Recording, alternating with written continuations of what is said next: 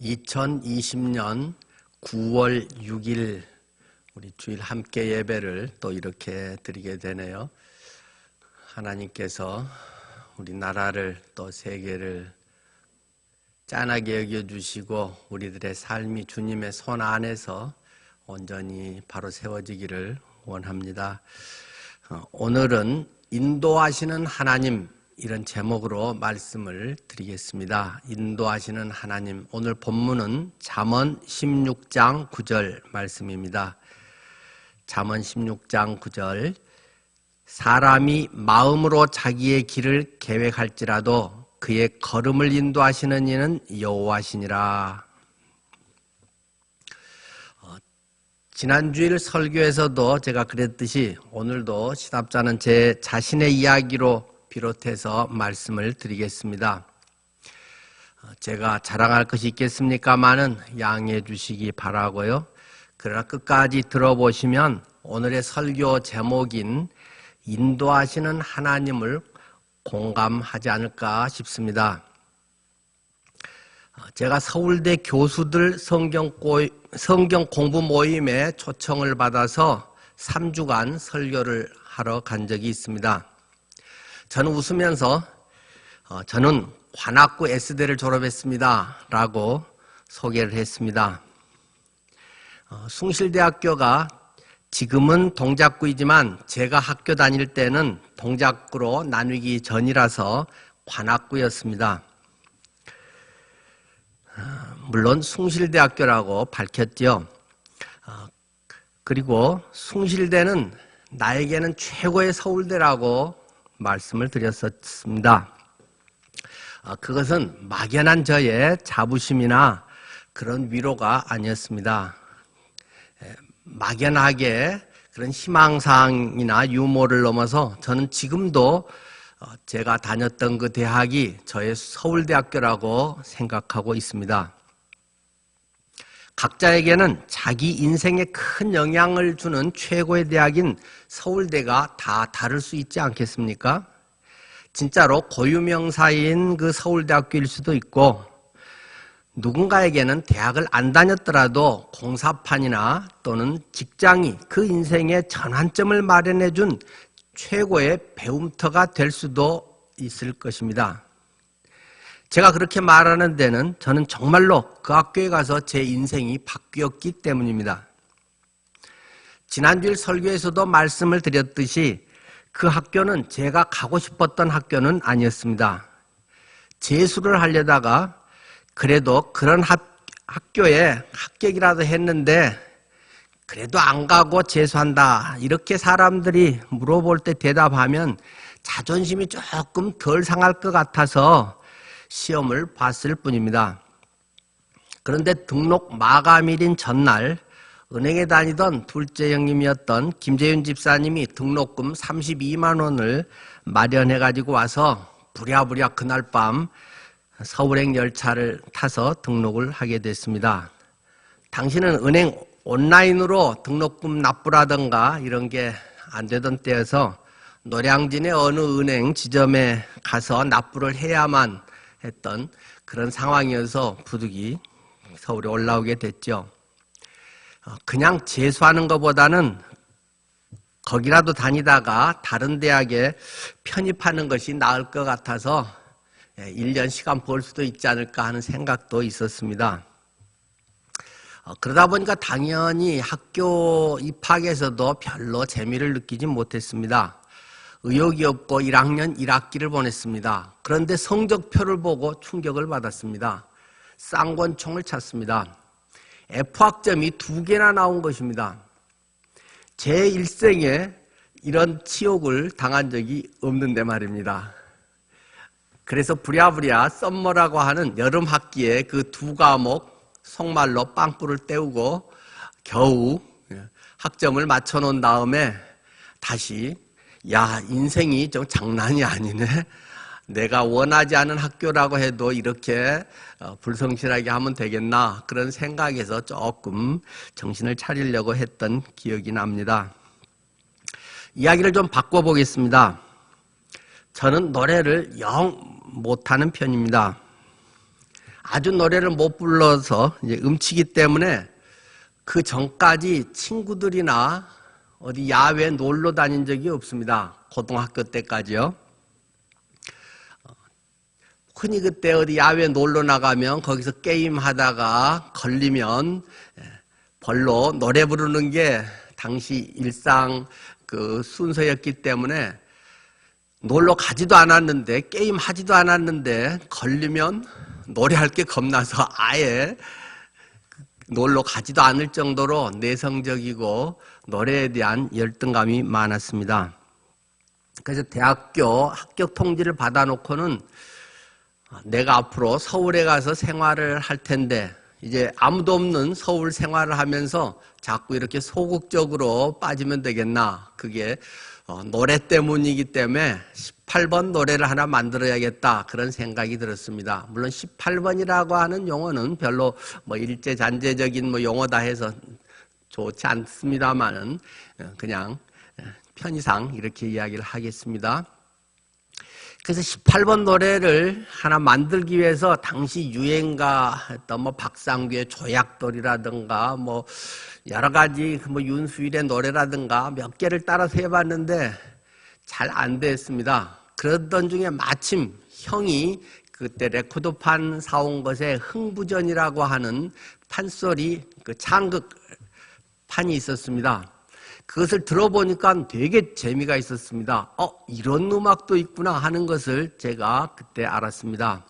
그래서 전축 바늘을 몇 번이고 다시 돌려서 그걸 들으면서 가사를 베껴 쓰고 그렇게 해서 판소리 흥보가 중에 화초장 대목을 흥얼거리기 시작했습니다. 그리고 집에서도 해봤더니 뭐 사람들 또 괜찮게 한다고 하더라고요. 그런데 그것을 굳이 제가 하게 된 것은 두 가지 이유가 있습니다. 첫 번째는 일단 가사가 재밌기 때문에 그것으로 때우고 넘어갈 수가 있었고, 두 번째는 제가 틀리더라도 어차피 다른 사람도 잘 모르기 때문에 뭐 맞네 틀리네 별로 이 얘기를 안 할 것 같아서 그것을 하게 됐던 것입니다.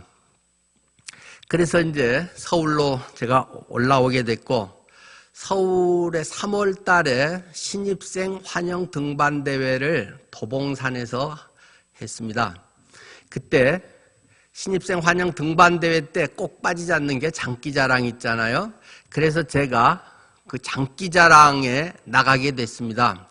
그 전까지 그렇게 내성적이고 아무것도 나서서 하기를 두려워했던 전데 제 마음에 이제 서울 생활을 시작하면서 앞으로 뭔가 나의 삶의 태도가 많이 바뀌어야 되지 않을까.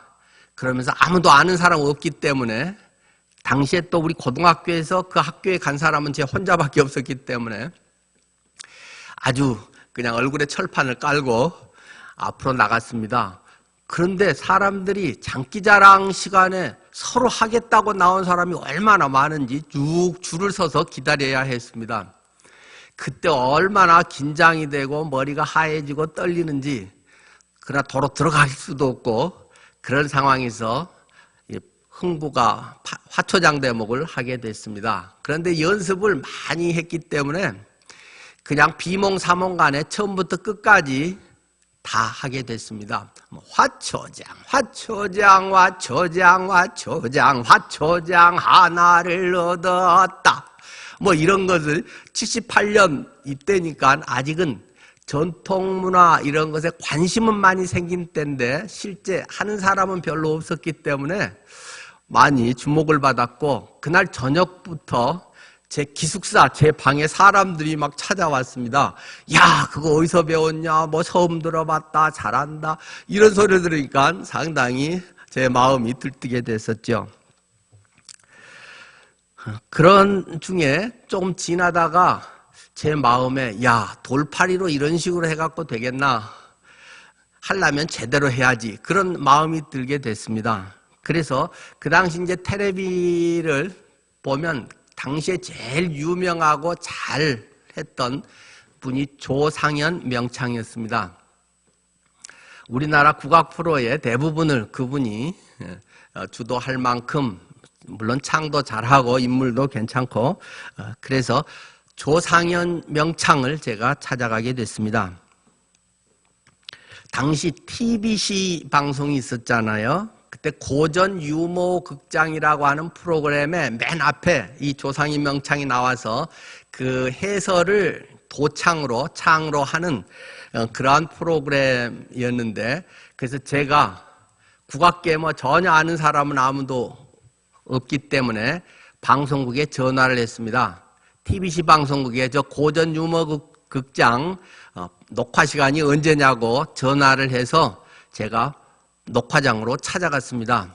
조금 일찍 가서 조상현 씨 그 대기실에 찾아가서 판소리 공부 어떻게 합니까? 했더니 조상현 씨가 갑자기 누가 들이닥쳐서 하는 걸 보고 내가 여기서 뭐라고 하겠는가 하니 나중에 국립창극단으로 오소 뭐 그래가지고 이제 국립창극단에서 다시 만났죠.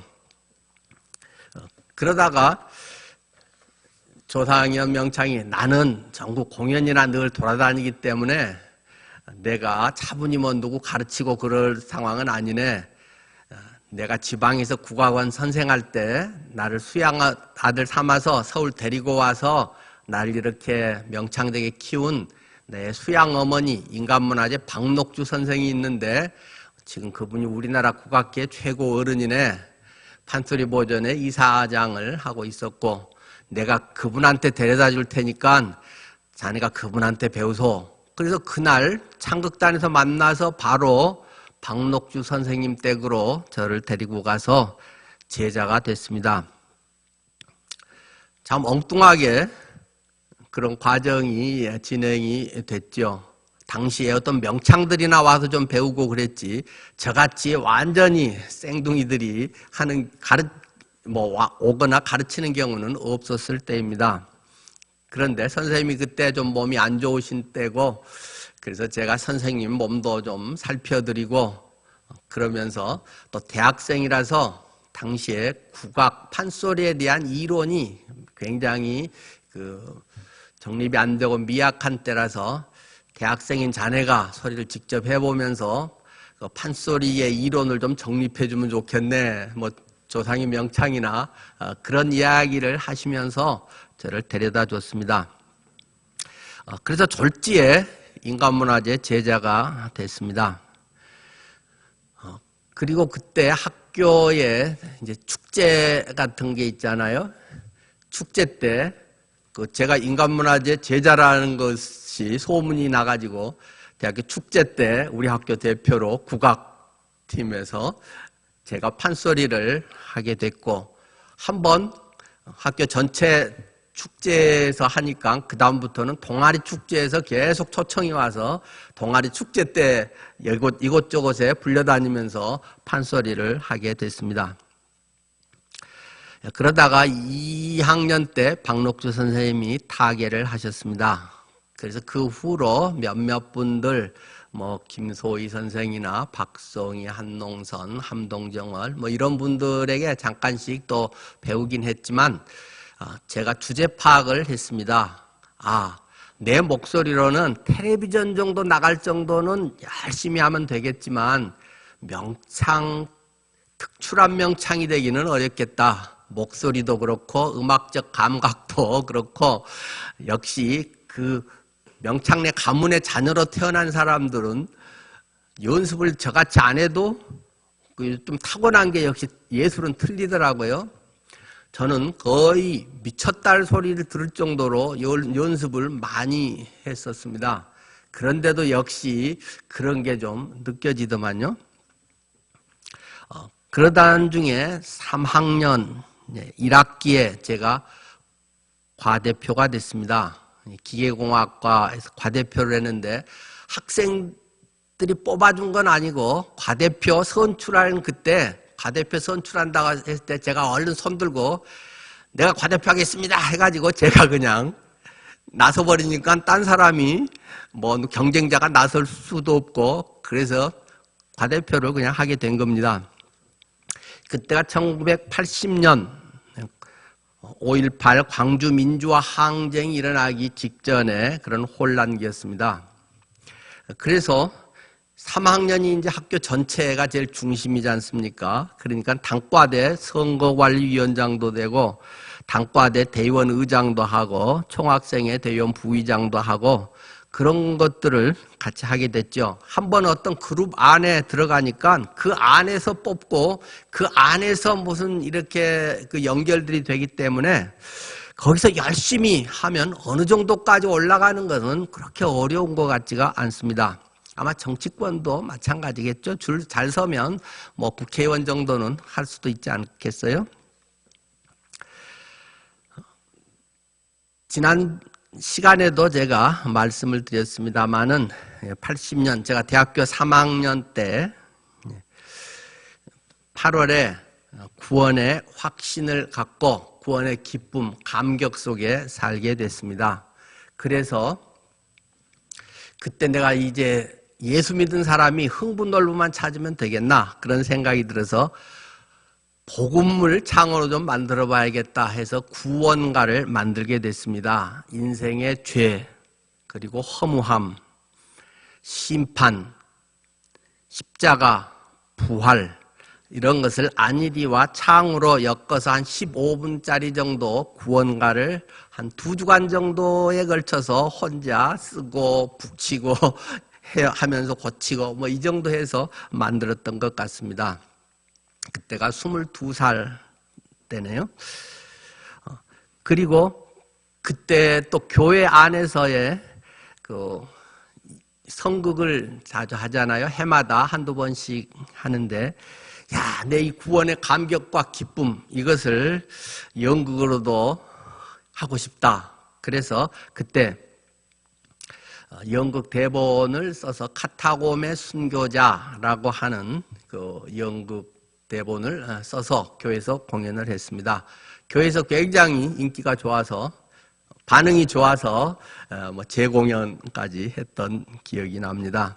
카타곰 순교자라고 하는 원래 책이 있는데 그것을 배경으로 해서 좀 바꾸기도 하고 희곡 대본으로 썼던 거죠. 그런데 이 작품이 한 12년쯤 후일까요? 그 크리스찬 신문사에 우리나라에서 유일하게 그 신춘문예 같은 거, 근데 신춘문예라고 하긴 좀 곤란하고 그 회사 창립 기념일이 그때 뭐 6월인지 10월인지 그때를 기념으로 해서 1년에 한 번씩 이렇게 신춘문예처럼 공모를 받고 그렇게 해서 이제 뽑았던 장르에 우리나라 유일하게 선극 분야가 크리스찬 신문사에 있었습니다. 그때 제가 좀 손질을 해서 거기 냈더니 제 작품이 당선이 돼서 당시에 한 상금 50만 원하고 뭐 신인상에서 이제 그 선극 작가에 등단한 그런 상패를 거기서 받았던 기억이 납니다.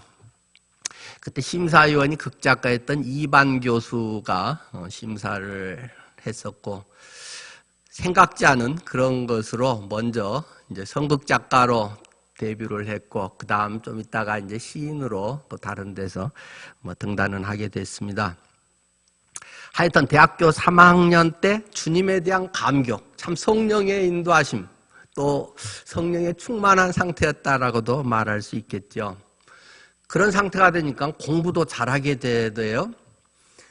그전엔 공부에 대한 그렇게 별 취미가 별로 관심을 많이 안 가졌는데 예수 믿은 사람이 지금 내 현재 위치에서도 그것을 잘 해야지 그걸 회피하면 되겠나.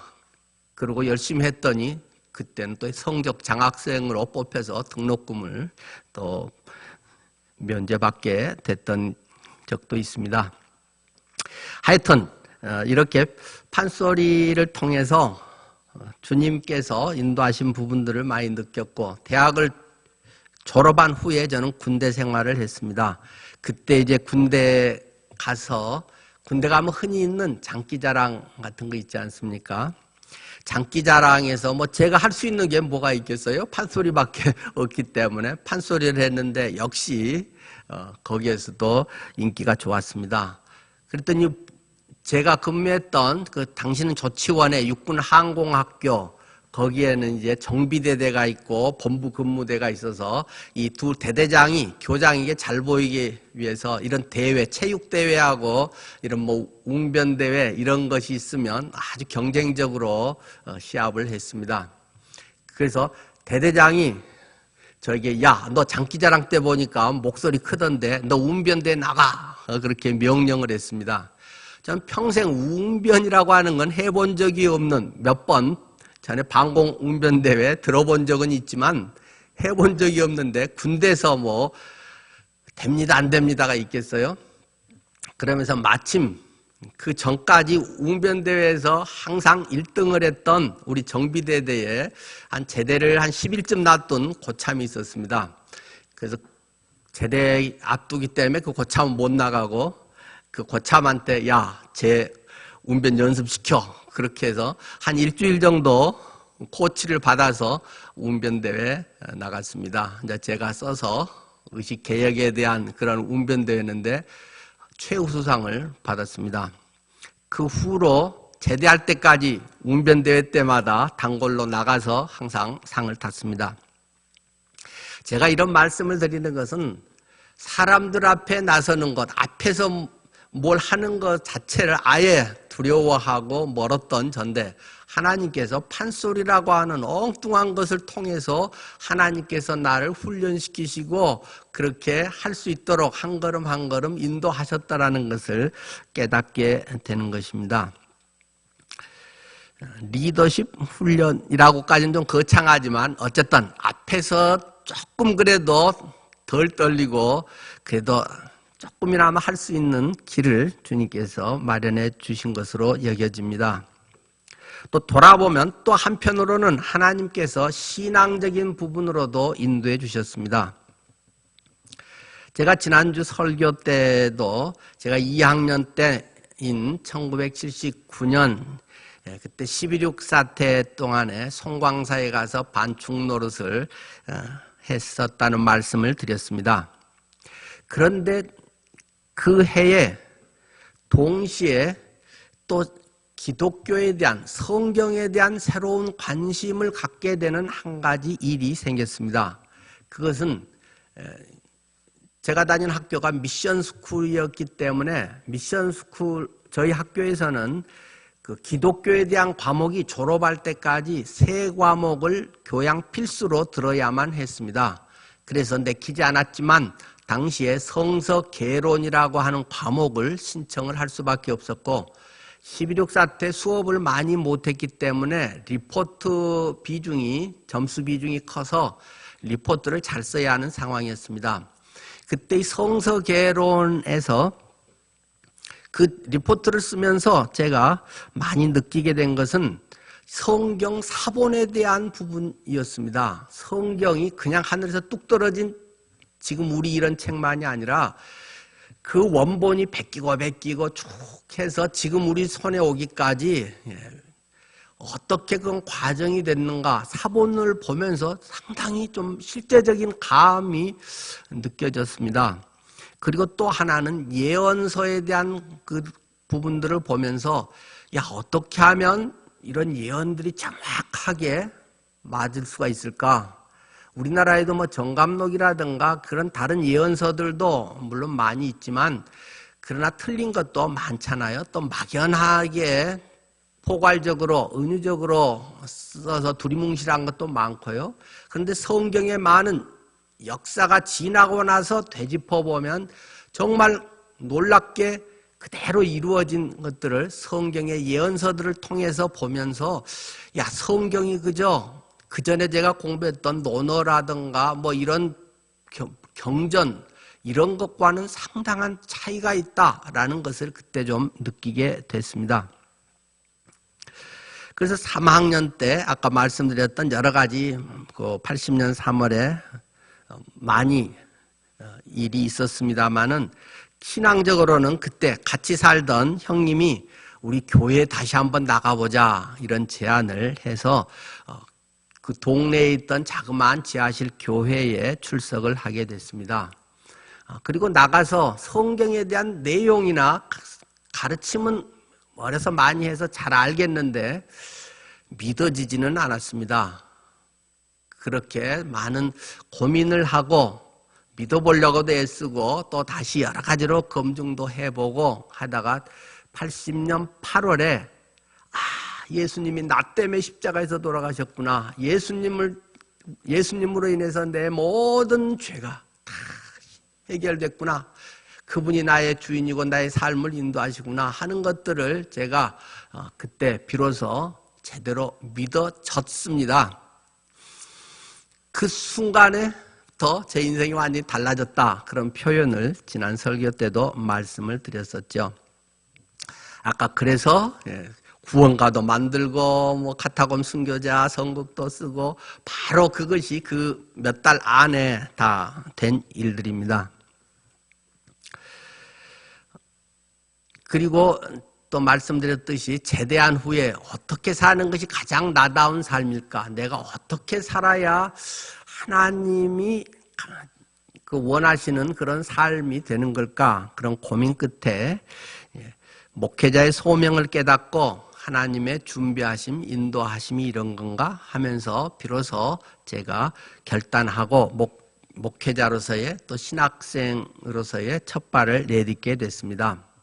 아까 이렇게 판소리를 통해서 어떤 저의 성격이라든가 앞에 활발하게 그나마 할 수 있는 그 리더십의 훈련이라면 이런 제가 처음에 좋아하지도 않았던 숭실대학교를 통해서 미션 스쿨에서의 그러한 계기들, 그리고 제가 아마 서울대 들어갔으면 거기서 뭐 과대표하고 무슨 뭐 의장하고 그랬겠습니까?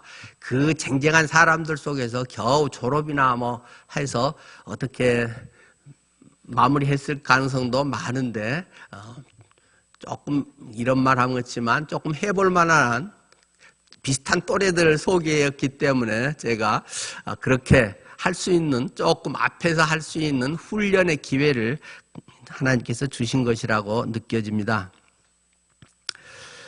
하나님과 전혀 상관없다고 생각했던 이 판소리가 한 몫을 했습니다.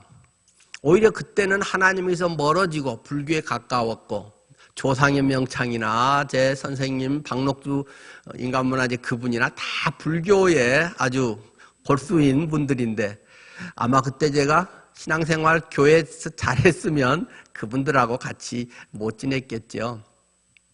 그런데 어쨌든 뭐 그 과정이 꼭 뭐 좋다 나쁘다를 넘어서 하나님께서는 우리가 때로는 주님에게서 좀 멀어져 있을 때조차도 우리가 다 알지 못하고 내 중심적인 삶을 살고 있을 때조차도 하나님의 긴 섭리의 역사 가운데 하나님의 인도하심은 훨씬 크고 넓고 포용적이라는 것을 더 깨닫게 됐습니다. 이것에 대해서는 하나님의 인도하심, 하나님의 은혜라는 말밖에는 다른 말로 표현하기가 어렵습니다. 돌아보면 제게는 전기대학교에 떨어진 것이 그리고 후기대학교에 간 것이 정말 복이었습니다. 그것이 그래서 앞에서 말씀드렸던 나의 서울대학교라고 이야기 언제라도 할 수 있을 만큼 제 인생에 정말 중요한 그러한 전환점을 거기에서 얻게 되고 거기에서 뭐 안병욱 교수 그 당시 강연이라든가 또 많은 채플에서의 그런 내용들이 처음에는 가서 졸기만 했는데 이제 제가 주님을 영접하면서부터는 그러한 것들이 때로는 교양 강좌도 많지만 정말 감사함으로 예배와 주님에 대한 은혜 그리고 그곳에서 또 학생들 찾아다니면서 또 교수님들 찾아다니면서 예수님 믿으시라고 미션 스쿨이지만 안 믿는 교수님들도 사실은 제법 있더라고요. 교수님들에게 복음 전하고 간증하고 그러한 시간들을 보냈고 또 많은 사람들이 당시 예수님을 믿게 됐던 것으로 기억이 됩니다. 오늘은 메시지로서 세 가지로 좀 정리를 하려고 합니다. 첫 번째는 우리의 삶 가운데 우리가 원하지 않는 길로 갈 수도 있다는 것입니다. 하나님 이거 꼭 되게 해주세요 이렇게 기도하지만 그렇지 않은 경우도 종종 있지 않습니까? 그것이 나의 연약함 때문일 수도 있고 나의 부족 때문일 수도 있고 나의 불성실함 때문일 수도 있고 아니면 잘했는데도 엉뚱하게 그런 억울한 상황에 처할 수도 있습니다. 그러나 하나님께서는 합력의 선을 이루시는 분이다. 하나님은 고쳐서도 우리의 부족할지라도 빚어서 사용하시는 분이기 때문에 우리가 원하지 않는 길에서도 늘 하나님의 인도하심을 찾아가는 것은 매우 중요합니다. 두 번째는 아직 확실히 다 모를지라도 우리가 인도하시는 과정들을 살펴가면서 잘 따라가는 것도 매우 중요한 것 같습니다. 물론 그러나 우리가 죄에 타협하거나 죄에 휩쓸려서는 결코 안 되는 것이죠. 하나님의 인도하심에 순종하는 것, 주님의 마음을 그래도 간직하면서 살려고 하는 것, 진실하게 살아가려고 하는 그런 자세들 속에서 하나님의 말씀이 씨앗이 되고 그것이 내 속에 발화가 돼서 우리의 삶의 줄기가 견고해지고 풍성한 열매를 맺게 하시는 것을 봅니다. 우리가 순종하면서 이끌려가다 보면 그때는 잘 모르겠는데 대개는 지나고 보면 하나님이 그렇게 인도하셨구나 하는 것을 선명하게 깨닫게 될 때가 많습니다. 세 번째는 주님이 주신 마음이라 생각되면 감동이 오면 즉시 실천하는 것입니다. 너무 신중히 생각하고 이것저것 따지다 보면 기회가 다 지나가 버리고 맙니다. 그것이 꼭 정확한 주님의 음성까지는 아닐지라도 혹시 아니라고 해도 사실 별로 손해될 것도 없습니다. 하나님께서 인도하신 것이다 생각하는 것이 나쁜 쪽으로 우리의 죄에 연결되는 경우는 없지 않습니까? 많은 경우에 그런데 너무 신중합니다. 너무 이것저것 따지다가 아무것도 못하는 경우가 많습니다. 이것은 썩 좋은 예는 아닐 것 같습니다만은 동학, 개미, 주식, 운동. 어쨌든 돈을 벌든 어쨌든 간에 주식을 사야 되는 거 아니겠어요? 그것이 몇 배로 오르든 혹은 또는 폭락을 해가지고 까먹던 사야 되는 것입니다. 근데 주식장이 오르구나, 코스피가 왜 이리 막 오른데 그렇게만 아무리 얘기해봐야 내게 유익된 것은 없죠. 물론 동학 개미 주식운동을 결코 찬양 지원하는 건 아닙니다. 예를 들어서 뭔가를 사야 그것이 어떤 잘 되면 유익이 있는 거고 뭔가가 실제적인 결과가 있기 위해서는 그것에 투입을 해야 된다는 것입니다. 취직도 그러지 않겠어요? 내가 저 회사 가고 싶다 아무리 기도하고 있으면 뭐 하겠어요? 원서를 내야 되는 거 아니겠어요? 원서도 안 됐는데 그냥 합격한다. 이것은 아주 탁월한 사람이라든가 스카웃을 기가 막히게 실력 있어 당하는 거면 모르겠지만 취업하려면 적어도 원서는 내고 또는 시험을 봐야 되면 시험을 보고 그러고 나서 합격일지 불합격일지를 기도하고 기다리는 것이지 원서도 안 내고 하면 아무것도 안 되죠. 하나님 앞에 우리에게 주어지는 원서, 하나님께서 내 인생을 통해서 이루시고자 하는 무슨 일에 내가 투입이 돼야 됩니다.